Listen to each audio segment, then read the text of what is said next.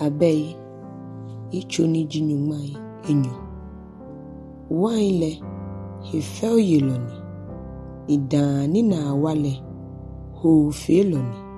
Ni mofe moni dan ha edungbele eleni. Manchemni funi na wale itamojata humu. Moni wuo manchemni fule iwala ngweole. Ejihi enyam kehanu keji enya behi.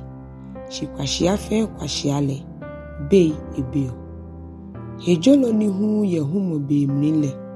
Nikpa mo mnile ena noko ikpa. Adesa yento mnim kwota monubu. Shinile lojio yento elekpo. Me baba o cheo amehi anokwafui. Shi anokwafule na moyuole. Gbomoni jijalo ni eye mule. Ajo eshue. Manche nita kojo mo sen nole. Ena ifonfe ifon. Na mo anya ake mile michu ihe yesha kubemihi.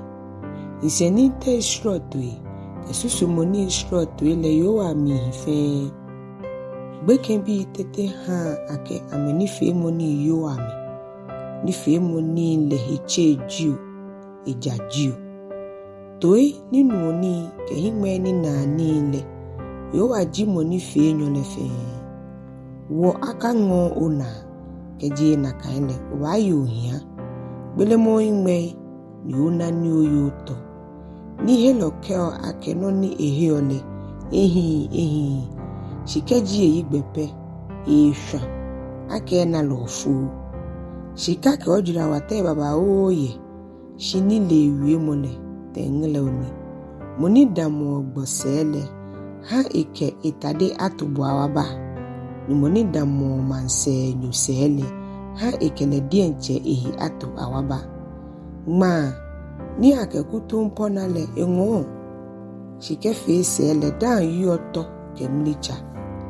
Nga wo ake tuoyi. Ni nile ake huota. Sanetalole ejiote monsaji akbo. Uhiwole oke na blebleche akabo. Monilo mo iche lo enyele. Iwala sefu otamokane ni agbe yedunpe imli. Boshi ni anale gidigidi yeshishije imlile. Jo mo baano yena agbe imli. Ake mato efonhi uwele. Meyowa ni yeye buabo.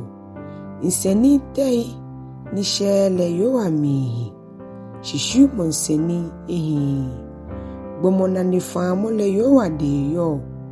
Te afete ni ele no ni yo egbeno hu.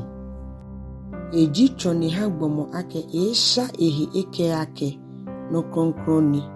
Ni shiwo lesele pa akoda ni edwonhi.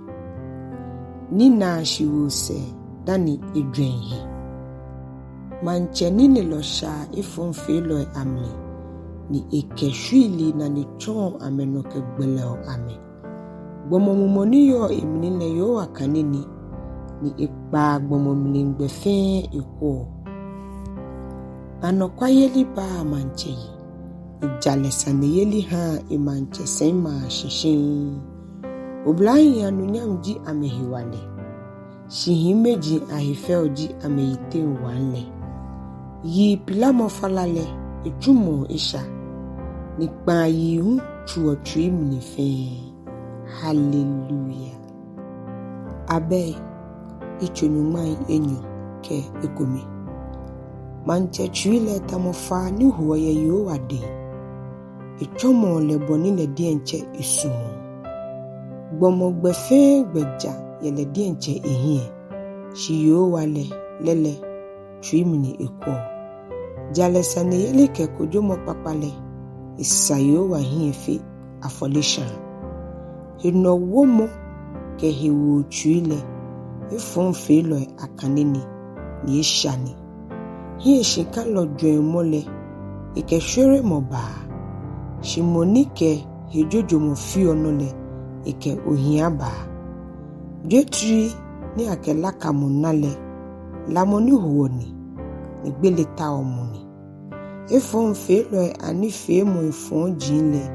Lono pata me hi. Eja ke amekpene ni amefe no nija. Moni eye fole lele egbe eja. Shi bemi ye lole le egbeja. Fanoni o ya hinchuite Boklobia Fenoni oke yo be lo ayin shia komen. Yiwalo enya efon fe mohi.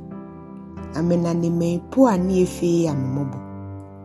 Ke agbla hifo yelo tuele. Moni dwemu esako kasio ni ke jomni. Ni ke achon ni liloni le. Ilioni. Nyumo jalole. Ina noni yano ya mofonwe. Echi omofon le etwashi ni ekpatan ehie. Moni chimo etoe ni ekanu hiafo blo mole. Le dienchele blo ni abon le toe. De mo ni ke ni ekpatan milifu ni ke ni jetwi milihu kun milani na wana. Ke ayejale sanile jalo ina mishe. Shi edo efon filoi. Moni ko sanisele. Ina agbeye ejigbo yaji. Eya higbo yi agbabo olemne. Moni da ngole. Ni eyo pokun nile. Wihia le. Ni moni sumo waile. Ina ni. Gbomo fonle. Jalo pomo nini. Nikutu mpofule. Moni eye emu pomo nini. Fanoni o yahishia nganomu. Fenoni oke yo belo yirede aishi. Aba jetri ni drawa kemuyi. Ye nide lowe. Shikwashiale. Pata mwe pata ahi. Moni nyo jale ke mobona na seele. Ina wala ke hie nyam. Nile loko kakaloe amahi bubu. Ni kumomo ni amehi kanole. Moni mo ina buke lile mile. Ejio kejo ha momni. Moni wo ni echo ni echon le. Acho le hifel yelo.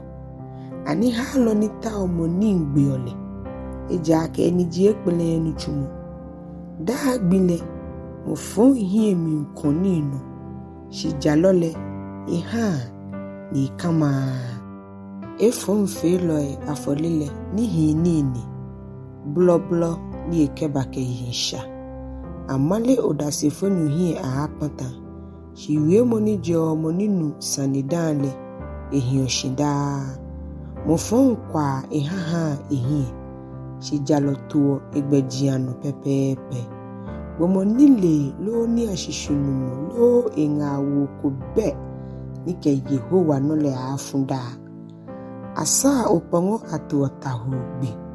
Shikunim yelile. Yehowa de ejo. Hallelujah.